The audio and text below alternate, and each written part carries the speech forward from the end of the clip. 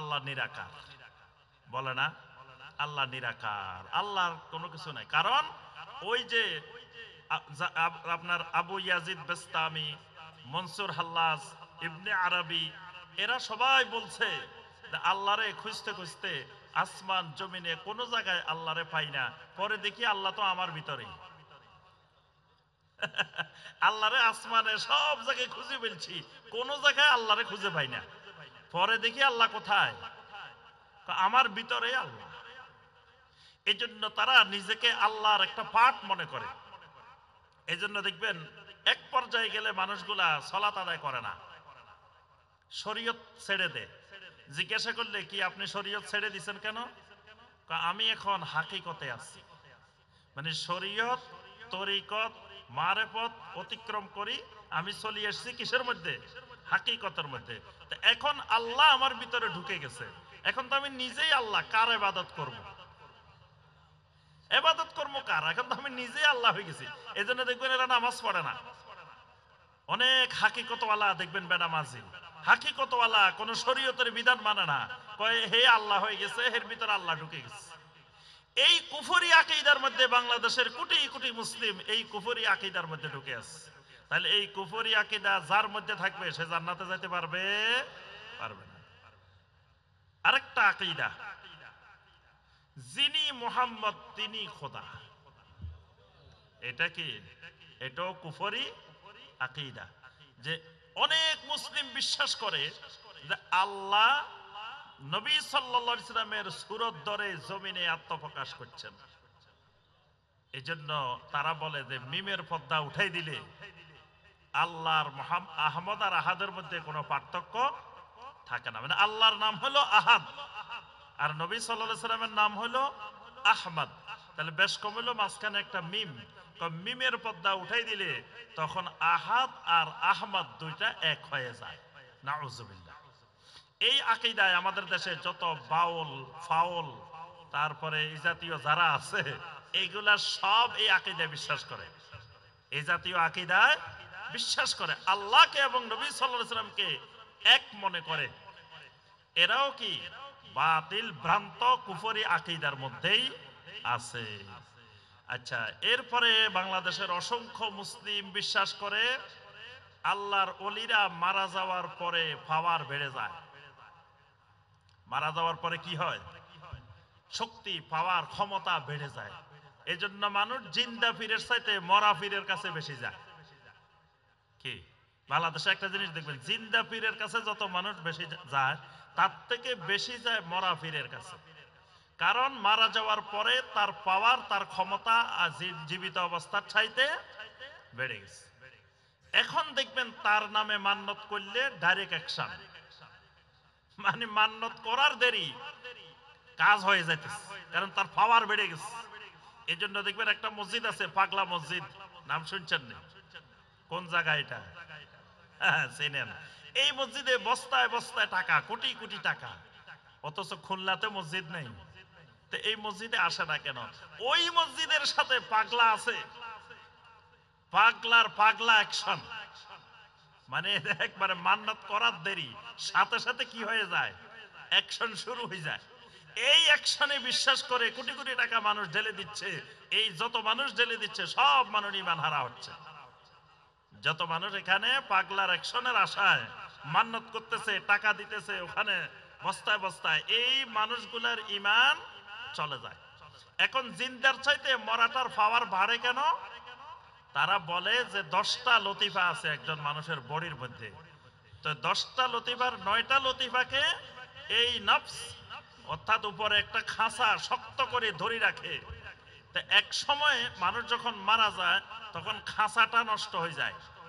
তো খাঁচা যখন নষ্ট হয়ে যায় তখন ভিতরের 9টা উন্মুক্ত হয়ে যায়, মানে খাঁচার ভিতর থেকে অসীন পাখি বের হয়ে গেছে, এখন আর বন্দি নাই। ওই এখন এগুলো খুলে গেছে, কিন্তু জীবিত অবস্থায় তো ভিতরে বন্দি লতিফাগুলা। আর মারা যাওয়ার পরে যখন খাঁচা নষ্ট হয়ে গেছে ভিতরে সবগুলা কি হয়ে গেছে? বের হয়ে গেছে, খুলে গেছে। এখন এবার আকাশে বাতাসে আল্লাহর ওলিরা উঠতে থাকে, এবার যে কোনো জায়গায় সেই ক্ষমতা প্রয়োগ করতে পারে। এই জন্য দেখবেন ওই যে সেলুন দোকানে গেলে দেখবেন একটা ছবি থাকে বাবা লোকনাথ, দেখছেন না? এই ছবির নিচে দিয়ে লেখা আছে, জলে স্থলে পাহাড়ে জঙ্গলে যেখানেই বিপদে পড়ো না কেন বাবাকে স্মরণ করিও। মানে বাবার এত পাওয়ার, জলে স্থলে জঙ্গলে পাহাড়ে যেখানে বিপদে পড়বে খালি ডাক দিবা, বাবা ডাকার আগে হাজির। বাংলাদেশের কোটি কোটি মুসলমান বিশ্বাস করে কবরে মুনকার নকির যাওয়ার আগে তার ফির যায়, হাজির হয়ে যায়। মুনকার নকির আসতে দেরি, আমাদের খাজা বাবা যাইতে দেরি নাই, তার আগে হাজির। এই বিশ্বাস করে কিন্তু অনেক, যতজন মানুষ পীর ধরে বেশিরভাগ মানুষ বিশ্বাস করে তার কবরে তার প্রশ্নের উত্তর তার পীর সাহেব দিয়ে দিব মুনকার নকির। আবার কোন কোন পীর সাহেব জিকির শিখাই দেয়, এই জিকির করবা, মুনকার নকির জিকির দেখলে ভয়ে ফালাই যাবে। মুনকার নকির তাড়ানো জিকির জানেন? ওরে খুলনার মানুষ কিছুই জানে না। সেই জিকির হলো আল্লাহ আল্লাহ আল্লাহ আল্লাহ আল্লাহ আল্লাহ আল্লাহ আল্লাহ আল্লাহ, এই জিকির করবে। এই জিকির শুনেন নাই? মুনকার নকির জিজ্ঞেস করবো মার রাব্বুকা, তুমি কবে আল্লাহ আল্লাহ আল্লাহ আল্লাহ আল্লাহ আল্লাহ। মুনকার নকির করবো মামা দিনুকা, তুমি কবে আল্লাহ আল্লাহ আল্লাহ আল্লাহ আল্লাহ করবো। ওরে আল্লাহ, এই কি আইছে? মুনকার নকির ভয় পালাইছে। মানে আল্লাহর দিনটাকে একটা হাসি তামাশার মাধ্যম বানাইছে। এই জিকির মাঠে ময়দানে লাখ লাখ মানুষের শিখায়, এই জিকির করলে মুনকার নকির পর্যন্ত পালাই যাব। যেই জিকির আল্লাহ রাসূল সাল্লাল্লাহু আলাইহি ওয়াসাল্লাম শিখান নাই, সাহাবীরা শিখান নাই, এই জিকির হাজারো করলেও মুনকার নকিরের তাড়ানোর কোনো কাজ জাররা পরিমাণ হবে না। তাহলে আল্লাহর ওলিরা কবরে যায় অ্যাকশন সৃষ্টি করতে পারে, এই বিশ্বাস করা কি কুফরি, শিরিক। আল্লাহর ওলিদের কবরে যায়, আমাদের কবরে যায় কিছু করার পাওয়ার নাই। এরপরে আল্লাহর ওলিরা মারা যাওয়ার পরে কিছু করে দিতে পারে, তার ক্ষমতা বেড়ে গেছে, এই বিশ্বাস করলে ঈমান আকীদা কি হয়ে যায়? নষ্ট হয়ে যায়। এজন্য আমার সম্মানিত ভাই বোনেরা, আমি আর সময় শেষ, আলোচনা আর বৃদ্ধি করব না। আমাদের শাইখেরা ইনশাআল্লাহ খুব গুরুত্বপূর্ণ আলোচনা করবেন। তো আমাদের প্রথম, আমার মূল কথা যে আমার সম্মানিত ভাই বোনেরা, আমাদের আকীদাকে বিশুদ্ধ করতে হবে। অনেকে সহিহ আকীদা নিয়ে ঠাট্টা করে, কয় এরা খালি কয় সহিহ আকীদা সহিহ আকীদা। সহিহ আকীদা আবার কি? কেউ কেউ মনে করে এরা একটা দল বানাইছে, সহিহ আকীদার দল বানাইছে। বিভিন্ন জন বিভিন্ন ভাবে ঠাট্টা বিদ্রূপ করে সহিহ আকীদা নিয়ে, অথচ সে আকীদাই বুঝে নাই, আকীদার জ্ঞান নাই। আকীদার জ্ঞানে সে মিসকিন, এই কারণে সে বুঝতে পারতেছে না যে আকীদার কত গুরুত্ব, আকীদার কি জিনিস। এবং এই শিরকি কুফরি যে আকীদাগুলো ঢুকে আছে, এইগুলো যতক্ষণ পরিচ্ছন্ন না হবে ততক্ষণ আল্লাহর জান্নাত পাওয়া যাবে না। নবী সাল্লাল্লাহু আলাইহি সাল্লামের সাথে জিহাদ করি মারা গেছে, তাও লোকটা জাহান্নামে গেছে, এরকম ঘটনা ঘটছে না? তাহলে আপনি দিন কায়েমের জন্য বা আল্লাহর দ্বীনের জন্য অনেক কাজ করতেছেন, কিন্তু আপনার আকীদা বিশুদ্ধ নাই। তাহলে আপনার আকীদা যদি বিশুদ্ধ না থাকে, আপনি জিহাদের ময়দানে যাই মরে গেলেও কি আপনি শহীদ হবেন? আপনার আকীদা যদি ঠিক না থাকে আপনি শাহাদাত পাবেন না, কারণ আপনার আগে আকীদা বিশুদ্ধ করতে হবে। এই কারণে আমাদের আকীদা বিশুদ্ধিকরণ খুবই জরুরি জিনিস। এবং অনেকের কাছে দেখবেন আকীদা ছোটখাটো জিনিস।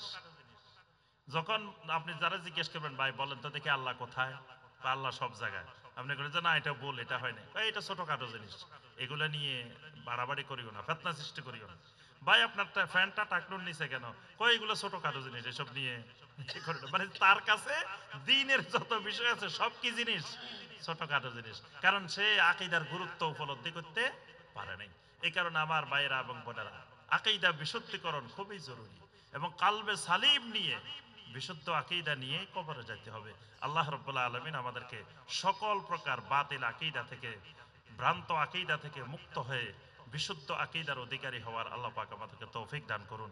শিরিক মুক্ত, কুফর মুক্ত, বেদাত মুক্ত, নেফাক মুক্ত বিশুদ্ধ আকীদা নিয়ে আমাদেরকে কবরে যাওয়ার তৌফিক দান করুন।